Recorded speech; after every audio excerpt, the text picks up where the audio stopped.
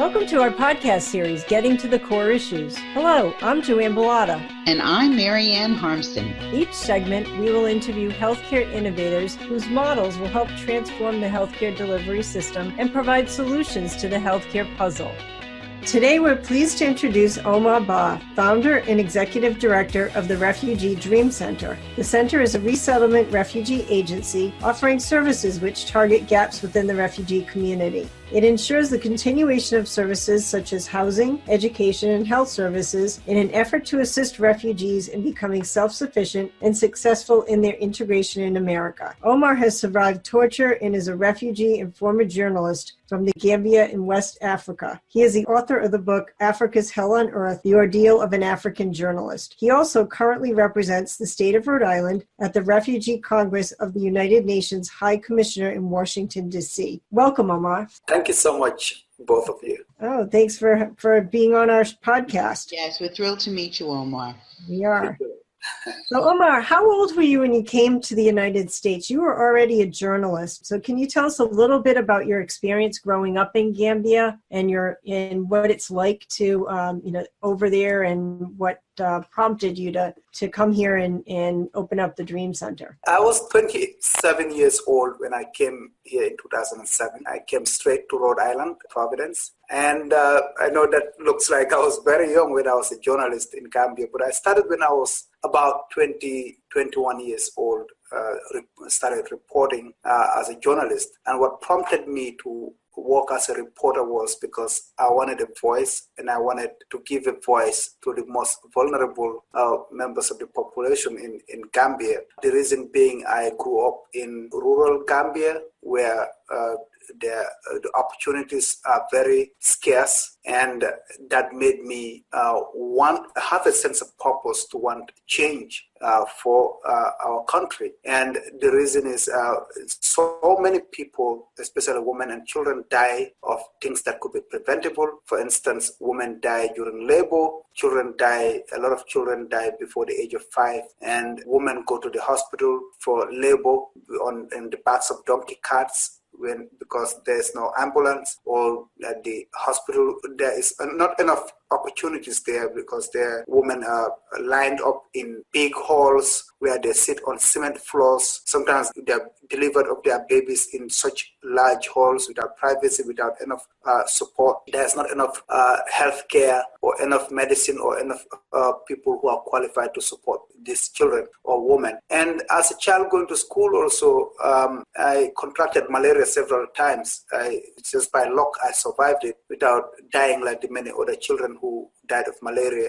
And I walked for several miles to school without the opportunities to get into a school bus, or use sometimes without shoes in the hot sun, tattered rags. And on some occasions, I sat under a tree for a classroom, or the classroom would be a fence of palm leaves would be the fence, the walls of the classroom. So after all that suffering and extreme poverty, living in a village where there's no clean drinking water, where there's no enough food or medicine, I went to the city after high school. I wanted to just have a voice to voice out about these things, because I knew the government was living in luxury. Everybody in government had a lot of money to live, and that's what got me into journalism. And eventually I ran into a lot of trouble because the things I was writing from my own life perspective, the government didn't like that, and I ended up being tortured in a military camp very severely, and I still have marks of that torture in a military camp for my work as a reporter. And eventually in 2006, I was forced into exile because the president declared me a wanted person for investigating him. My pictures were blasted across the media, on TV and radio and newspapers. And eventually I was lucky to escape, but my pictures were still pasted, and there were announcements that I'm wanted. So you had to get out. You had no choice. I want to just take you back. You referenced the Gambia. Is that a sector of West Africa? And is it impacted by drought Well, why is it that, I clearly understand that the people in government that are living a luxurious lifestyle are reaping the rewards. What is the product of Gambia? Is it known for, or is it impacted so much by drought that there are no farming products, or what's the economy driven by? Mostly by agriculture, but the second largest source of revenue for the government is tourism. A lot of European tourists, believe it or not, go to Gambia in Western Africa. It's one of the main tourist hubs in West Africa. It has beautiful beaches. The agricultural sector used to do well, but until recently, when the drought is creeping in, we don't have as many rains as we used to, and it's because there's deforestation. There's not much order, so there's not farming is not much very luxurious nowadays. There's extreme poverty. There's literally just not money. Most of the country succeeds on aid money from European Union, the U.S. government, or China, or loans, and that's how they survive, or a little bit they get from tourism. When you came here, how is it that you selected Rhode Island to come to? I really don't know how I came to Rhode Island. What happened was, when I escaped and became a refugee, I was placed in Ghana, and in Ghana I was living in very difficult circumstances because I didn't really know what my future was. I lived in a small room that was made out of cardboard. Some of the walls were cardboard, just like the typical way refugees live in urban settings or in refugee camps. And during that time, the United States Embassy in Ghana was helping me to get resettled, to get moved out of Ghana, because I was very sick, I was scared, and I was very paranoid. And the dictator was still looking for me. They were still announcing my name in Gambia, that I'm wanted for investigating the president. So the American government thought I'm not safe there. They needed to move me out quickly. So within 1 year, luckily for me, my case was upheld, and accepted by the U.S. government, and I was approved for resettlement as a refugee in the United States. I didn't know where I was going until one day before my arrival, and I was told I'm going to the U.S. I was thinking about the usual names that people hear, which is New York, Washington, D.C., the big names. Mm-hmm. Then one day before my arrival, I asked a caseworker at one of the agencies that were processing my paperwork to come. The agency is called IOM, International Organization for Migration. Mm-hmm. They were the ones that the U.S. government contracts to do the travel arrangement for refugees before they come in. So I asked this caseworker, where am I going to? He said, you're going to Providence. I stopped because I said, well, is it like a church group or right. What is that about? He said, no, it's not a church group. Because I thought some of the social services are usually religious organizations. Right. I was excited, I was happy because at least I'm going to be in good hands, but I just didn't know what it means. He said, no, it's a city actually, it's the capital city of Rhode Island. I said, okay, wait a minute, I'm going to Rhode Island. He said, yes. It's the capital city of Rhode Island, so you're going to Rhode Island. I said, all right, this is going to be very, very bad for me because I don't think I'll go. Then the guy looked at me and said, what do you mean by you don't think you'll go? I said, because the U.S. Embassy, for the entire year they processing my case, they clearly told me I'm going to America, not an island. So I was really very scared, I wanted to go to America, at least get out of all these troubles and feel safe for the first time, rather than just going to an island and then never settle again, The guy showed me the map of the U.S. He said, this is Rhode Island. He touched Rhode Island. There may be islands there, but it's a state.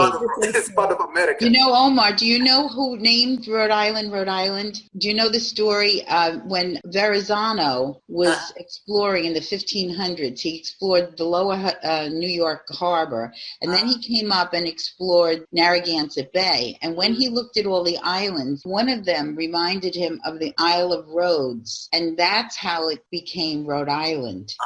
So it's very easy to see why someone another country would think it's an island, because certainly Verrazano did when he was exploring. We're delighted that you were able to then proceed to Rhode Island. Did you come with your family? No, I came by myself. I was on my own. So when I came to Rhode Island, I was supported by a caseworker from the Dorcas International Institute of Rhode Island. I did not know anybody, no family, no friend. I was literally studying everything from scratch, from the bottom. There was no refugee from the Gambia. There were some immigrants from the Gambia, but at that time I was so distressed and so paranoid. I didn't want to interact with people from the Gambia who are not refugees because I didn't know who to trust and who not to trust. My case was just so peculiar that I was afraid of anything that could jeopardize. I didn't even want Gambians to know I live in Rhode Island. Like, Right. I wanted to hide and settle down with my life. So I was the only refugee here from Gambia. So then that's how I started building a relationship with refugees from other parts of the world, like people from Rwanda, Burundi, Iraq, Afghanistan. So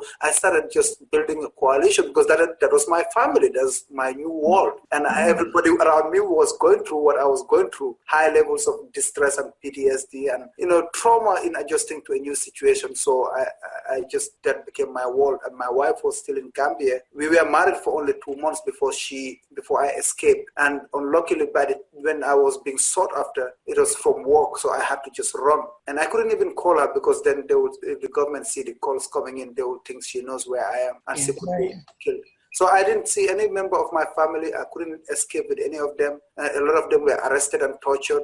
A lot of them were on a house arrest, like my wife. She couldn't leave for almost 2 years. So it was just a difficult situation. And it took 3 years from the date I left Gambia to the day she came to join me in Rhode Island. So 3 years separation. And how wonderful that she works with you side by side at the Refugee Dream Center. You mentioned before that there were some immigrants as well as the refugees. Talk a little bit about the difference between a refugee and an immigrant. A lot of people get confused about these two terms. And sometimes when you want to explain the difference, some people, bring in the political tensions that emerge.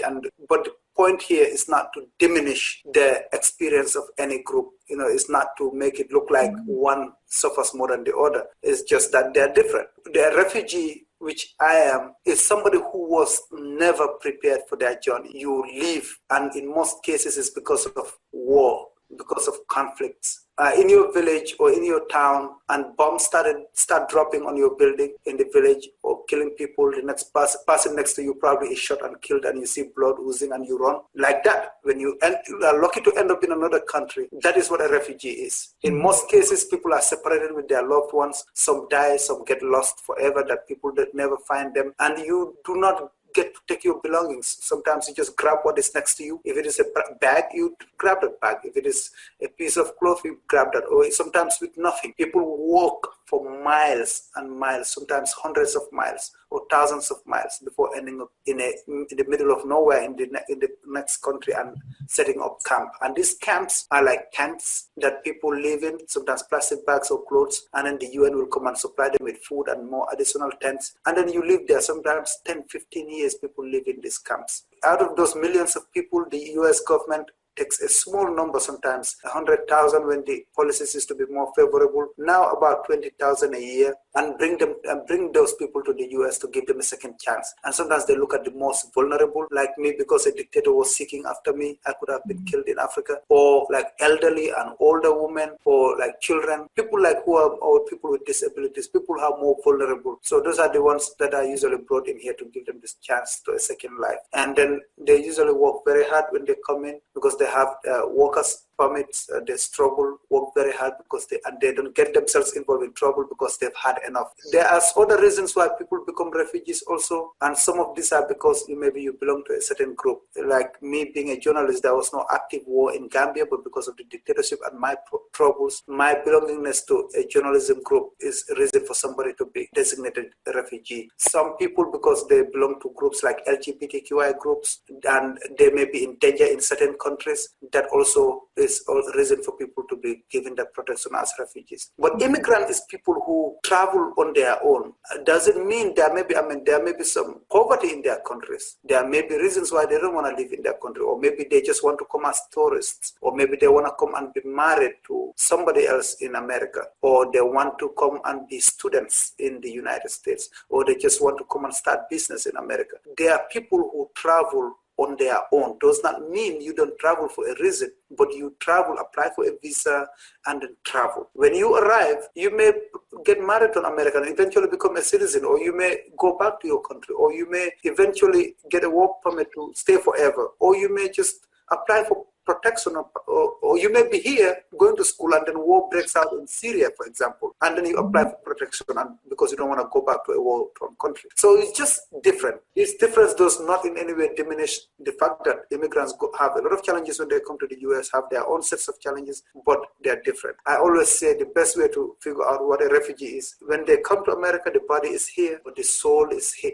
back home, not even in the camp, but back home, because you were forced to leave. You had no option and you were not prepared, and you're still in that mindset of being back home there, and you have that strong sense of loss. How do you cross the border then? In your own mind, do you at some point decide you want to become American, or do you always want, it's a struggle, isn't it? Listening to you, it's like, wow, what percentage of refugees settle in the United States and then return? The U.S. resettlement program is, to me, is one of the most successful, if not the most successful in the world. Until recently, the U.S. used to resettle more refugees than any country in the world, meaning, going to a camp and taking a couple of thousands. Because when people come in here, the American system emphasizes one thing, which is integration. In some other countries, it is not the case. And it becomes very prolonged and difficult for people to just understand that concept of self-sufficiency. At the Refugee Dream Center, for example, unless it's by mistake, we just do not use the word assimilation, because it defeats the purpose of self-sufficiency, or also just that kind of self-esteem and retaining your identity and offer something to society. So we use integration, which means we understand there's always that kind of sense of home, that you have that feeling of loss and that yearning to bring together that home and the new home. So we understand that as a refugee, you are always in between two walls. You are never in one world entirely together. So you are always in two walls. So in so doing, we recognize, keeping your identity and will help you build that bridge between you and the American society, because then you have something to offer. You have even your dress, your food, you are offering something to Americans. Mm-hmm. But then you must also embrace something, for instance, the language, the culture. Integration literally means balancing the two so that both are together. So in so doing, refugees do very well in the US. Within a short time, people start speaking English, start driving, and then, they become very functional. They walk, back and forth. They're part of the society. It's not like people are isolated or quarantined as in some other countries when they're resettled. And then many comparisons that are done, if you compare, let's say, Somali refugees in London, then this is a study that was done, Somali refugees in London and Somali refugees in Minnesota. You compare the same groups that arrived at the same time in these two cities, you see that the Somali refugees in Minnesota are doing much better. And this is because of that emphasis on self-sufficiency and integration. So what kind of support does the U.S. provide when someone is coming in as a refugee? Financially, do they help you with housing? How does that work? You'll be surprised to know that actually many countries, including Canada and other countries, provide more financial support to refugees when they arrive than the U.S.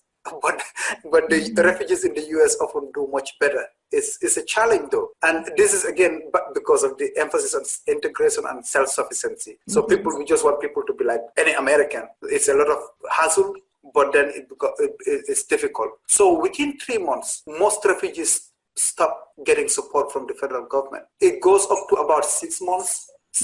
A few exceptions, especially people with disabilities, it goes up to about a year or so. But on average, within 3 months, every refugee stops getting support. And so you are literally on your own. And actually, that's why I founded the Refugee Dream Center, because when I came in, I was volunteering and saw that a lot of refugees were struggling. For instance, it's practically impossible for someone to be able to read and write English within 3 months. It is difficult for people to absorb all this information about healthcare, about especially the preventative health approach. When some of the cultures where people come from, our approach is post-health. You have to be very sick before you see the doctor. So I realized, a lot of the work actually has to be done a few months after the person's arrival. That's actually when they start to settle in to be able to absorb a lot more support. So that's why we do this post-refugee resettlement approach at the Refugee Dream Center. So it is a short time, a little bit of money, and refugees actually pay their own tickets when they're coming. Refugees pay their own tickets? Their own tickets. A lot of people don't know that. When somebody is approved, you sign as a loan agreement with the US government, and then that loan agreement is zero interest, though. You don't pay any interest on it, but within 6 months of your arrival, the bills start coming. You must pay that. Imagine a family of 5, 6. I mean, most refugee families are large families. Mm-hmm. Imagine a large family. You are getting a bill of 15,000 on average, to start paying because of your air tickets. But people pay it because they don't want trouble. They pay everything. They pay on time, and then they work. And so that's the emphasis again is on self-sufficiency and integration. And work. I just want to emphasize it's a lot of work. It's a lot of hassle. It increases the stressors that people experience. There's a lot of PTSD, depression and anxiety, because as refugees, you are not only faced with the trauma of the past, let's say witnessing violence or surviving torture or living in a camp in extreme situations. And for women, especially, let's say women from war-torn countries, a lot of women are survivors of rape. So they come in here with all that trauma. They face with new traumas, sets of trauma, which is adjusting to the new culture shock. They're also faced with issues as language barriers, not understanding the U.S. healthcare system, stigma in seeking and accessing mental health services, and financial challenges. So a lot of new stressors come together, compounded with the past trauma. So the refugees are a very, very unique population that are piling up, that are carrying a heavy load on themselves. It's an amazing challenge. How long after you came into the country were you here before you opened the Refugee Dream Center? So the Refugee Dream Center is 4 years old. I always tell people, I feel like it's 10 or 11 years old. I started walking the streets since I came 11 years ago. And it started mostly with Rwandan survivors of genocide. I became very good friends of them, and some Liberians and Iraqi, and then some Bhutanese. We started organizing within the community. Sometimes it's advocacy around housing or around benefits that refugees were getting. And then eventually it became a lot of service, like direct service. I started gathering students and volunteers to help refugees apply for apartments or move from one apartment to the other. Then before I realized, a couple of years later, and this is not sustainable, Omar. I cannot be doing all this from the streets, and I will break into pieces. I'm going to school, I'm working. So it became practically impossible to just function in that ad hoc basis. So that's why I launched the Refugee Dream Center, so that I'm able to do this both direct service and advocacy. So it's 4 years old. Wow. But it's a result of a lot of other work that makes me feel like it's actually much older than that. Now talk about some of the services that you offer there, because there's quite a few that you provide, like primary care and services for first aid, CPR training, other things like that too, in addition to the services you've mentioned. Our mission is twofold. One is advocacy and one is direct services, because we realize they must go together in order to be more holistic in support. And for the direct services, we have 4 programs. One is health promotion. The second is adult education.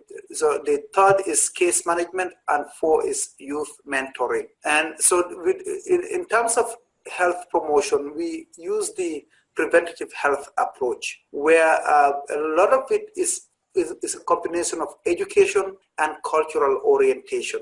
So with the cultural orientation, we include processes where everything we do, we make people aware of the American system, American support system, where they do not have to be in a situation where they're waiting until it's too late to seek services. As a lot of refugees come from the Middle East and Africa or Southeast Asia, these cultures are very similar. For instance, we don't go to the hospital until it's very late, until you feel very sick. Like what takes people to the ER, to the emergency room here, that's what takes people to the normal doctor's appointment in America. Right. So those are the kind of things we do in the American healthcare system. Then we also have partners coming from Lifespan, Rhode Island Hospital to come and train people on CPR and first aid. We have medical students who also train people on other stuff like personal hygiene. And then we have sessions on domestic violence. We have sessions on coping skills, mental health coping skills. There's a lot of smoking and alcoholism within refugee communities, especially among men. We also have sessions on those. So a lot of it becomes like preventative before it gets late. And sometimes you realize people don't very solid approach to that, though. That's the best way to handle it, I think. Exactly. And then sometimes there may be services out there, people talking about it, but they don't know about the refugee community because it's a very hard to reach population, or the refugees don't know about those services or don't know how to access them. That's why we find ourselves as a buffer, like a bridge, I think a bridge is a very good definition. In order to educate them and make them aware of all the wellness programs that are available, which is wonderful because then it prevents people from getting sicker. Where do you find that most of your population actually receives their primary care? Well, most refugees go to Rhode Island Hospital for primary care services because, again, it comes down to the cultures again, because the term hospital and Rhode Island, the combination of those two makes refugees feel comfortable and happy and trusting that, okay, this is the best and is the biggest. Because Rhode Island is the state, it's the state hospital and it's a hospital. Sure. So they will hardly go to community health centers, even though they are more accessible. They hardly go to other like private clinics. Overwhelmingly, most go to Rhode Island Hospital, where they get very good service. And then there's a new wave of, cultural competent providers who understand services. Does Rhode Island Hospital, are you talking about them using the emergency room, or is there an actual program set up for them? There is a primary care place where we work with them. We work with interpreters and cultural brokers, but also transport refugees to keep up with appointments, but also to ensure that people understand that I can go to the hospital without being sick, which is very difficult for people to understand. A lot of people use the ER, the emergency room, because people just wait until when it's too late or when they are very sick before going to the doctor's office, and that's when they call 911 and go to the ER. So the ER sees a lot of us refugees, and that's one of the things we are trying to improve here at the Refugee Dream Center through this cultural orientation health trainings. That's great. Is your goal to see more dream centers throughout the United States? I know you're active with the UN, and how does that build your model and grow it other places? The Refugee Dream Center model, I've met so many people across this country, especially former refugees who are very active and leaders within their communities, but I have not seen the Refugee Dream Center model in any state, or it may, but I don't know. So my hope is actually to really help replicate it in different states, because it has a combination of a lot of things, which one is, it's very empowering. It's like survival leaders helping fellow survivors, or refugees helping fellow refugees. And it's culturally competent in a way that you, as a mirror, they look at you, or he came and resettled, okay, I can do it too. So those are things that I want to emphasize. But again, one of the things is that it also creates an opportunity for other states to learn from what we are doing, so that we can complement each other. Even if we don't do it in another state, we can probably partner with others to supplement activities in other places. There's an organization in New Jersey called Oasis, and Oasis is doing a lot of what you're doing with women who never received their high school education and have never entered the workforce. Wow. So they groom them to be able to get their GEDs and also to get wellness care. And that's with an American-born population in a low socioeconomic area.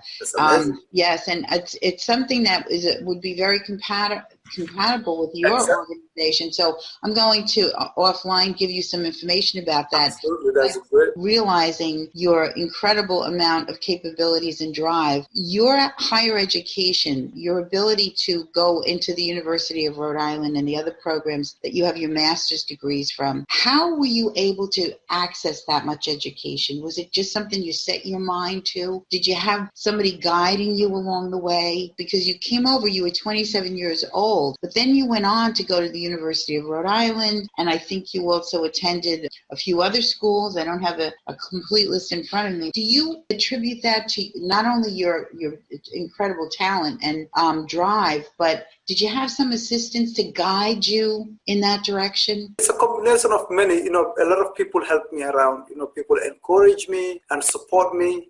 And just keep pushing me. But I think the fundamental thing is also my sense of resilience, of really having a target goal of something and wanting to do it. And one of the basic things that I want to make sure I do is to get the skills to be able to serve the refugee community better. And I think it just doesn't happen with mere passion. A lot of people have the passion, but then if you don't have the skills, you'll not be able to take it to the next level. So that really encouraged me to go to the next level, to get the education that I need. It's been tough, very, very tough. I'm very busy, running a family, work and organization, having to do all the grants and proposals and everything, yet, going to school. So it's very difficult. Sometimes it's just so stressful, but I never think about giving up because I know what I want to do. Well, a lot of people are counting on you, Omar.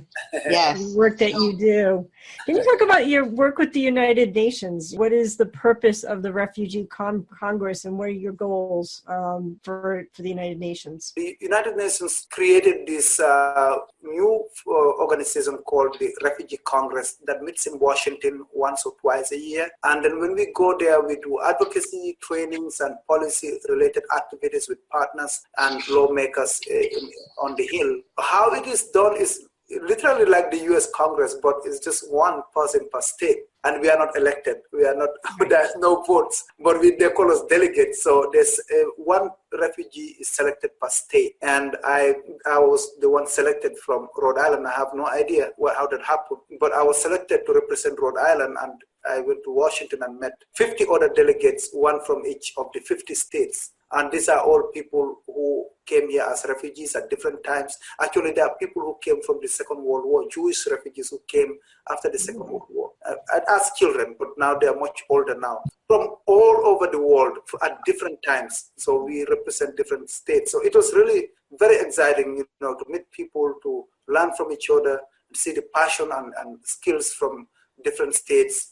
And that is basically what it is about. And so I represent Rhode Island and go to Washington and advocate for the interests of Rhode Islanders or Rhode Island refugees. And we come back with more skills and policy ideas. Now that you've been here you came when you were 27. Mm-hmm. So I don't know exactly how many years you have been here, but I would think it's over 10 years now that you've been 11 years. 11 years, okay. Mm-hmm. So in that time, one of the things that you spoke about that I think the American public, we try to get our hands around it, but there seems to be a lot of confusion. Back in the days of the great migrations, the immigrations of the late 1800s and the 1900s, when the Italian people came, the Irish, the Germans, the Polish, etc. There was almost like a unified thought that once you got here, and you chose to use the word integrate rather than assimilate, I can tell you that in conversations that I've had with other people, are struggling with the understanding of what does it mean for a refugee? Do they want to become American? And in this day and age, what does it mean to be an American? Do you find that kind of conflict, and how do you handle that?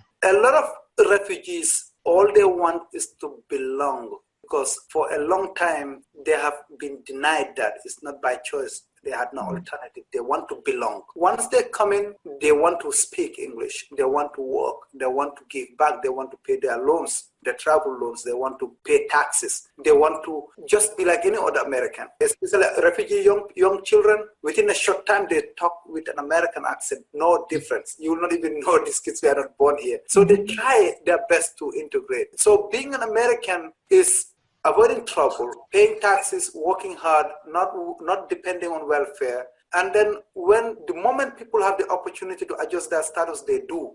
Every refugee I know, within 5 years, after 5 years, when they are qualified to be citizens, they apply and become citizens. They vote, they participate in activities that are civic involved, like voting or being voted for. Actually, a friend of mine who was one of the members of the Refugee Congress in Washington, representing Montana, a refugee from Liberia, is currently the mayor of Helena, Montana. Good. Wow, that's a big city. That's impressive. Of all places. So a refugee, I don't know other populations, but refugees are the ones who yearn most to be as American as it could be. Thank you so much.